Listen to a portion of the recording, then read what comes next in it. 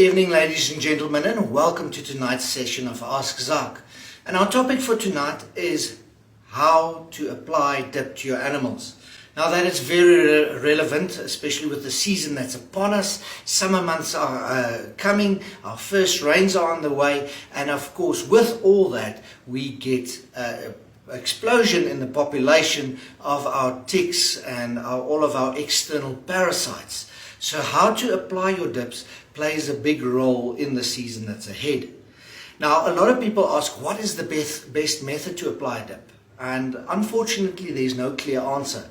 It all depends on your setup, what you have to work with and what you want to do. So what I will do tonight is I'm just going to explain to you a few pros and cons about how to apply the different types of dips, and then you can take that information and apply it to your farm. See what kind of facilities you have, what you need to do, and then you can make a decision on what dip to use. So first and foremost, the one that we want to kick off with is a familiar one.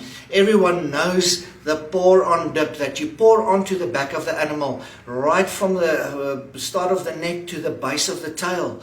What is nice about that dip, that line that you apply to the back, it transfers over the whole animal. So you're not going to handle the animal a lot. It's a quick process. You just pour it onto the back and it's going to transfer itself all over the animal to ensure that you get coverage.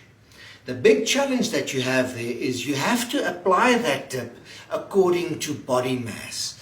If you apply it incorrectly, either too much or too little. If you put on too much, you're going to burn the animal and it's going to be very unpleasant and influence your production very negatively. And if you apply too little, then of course you are starting to create resistance within the parasite community on your farm, because there is everywhere, there's no farm that has no parasites, so you need to manage that. Now, a lot of farmers ask, but I can't afford a scale. A scale is too expensive. Now, there is an easier way to do it. And unfortunately, you're going to have to be able to handle your animals. But you get what we call a weight band. It looks like a measuring tape that you put around the chest of the animal, and you measure the circumference of the animal's chest. And when you look at it, it's going to give you an estimation of the animal's weight. And with that information, now you can calculate your amount of dip that the animal needs much more accurately and do your dipping right.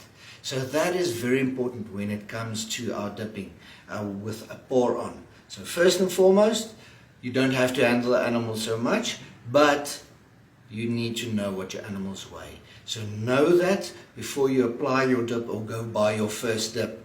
Now the next one, of course, is a familiar favorite. It is our spray dip, where we wet our animal.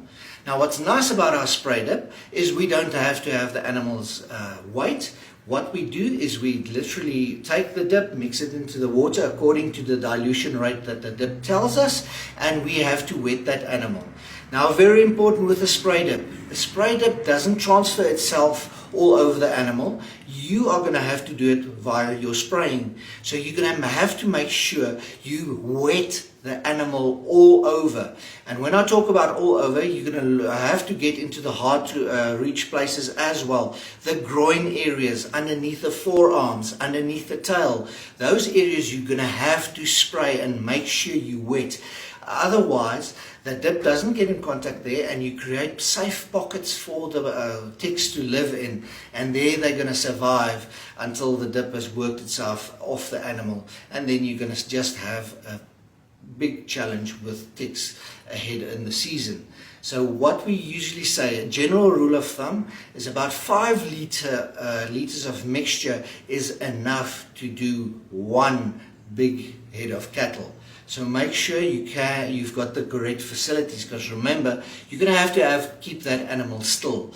You're going to have to have a good crush so that you can keep the animal stationary to get into all those hard to reach places and spray the animals properly. So that means your handling equipment is very important.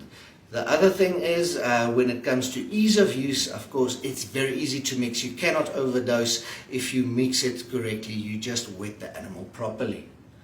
Another one that's out there is of course our plunge dips. Now I'm not going to talk much about plunge dips because they're not in use anymore much. You don't see much of them. So just take note, a plunge dip is excellent when it comes to coverage all over the animal, but you need to remember you have to refresh that rate of plunge dip. So for more information, stop in at your nearest Alzu One Stop Shop or get into contact with your nearest technical advisor so that we can assist you. So from my side, have a good evening. Goodbye.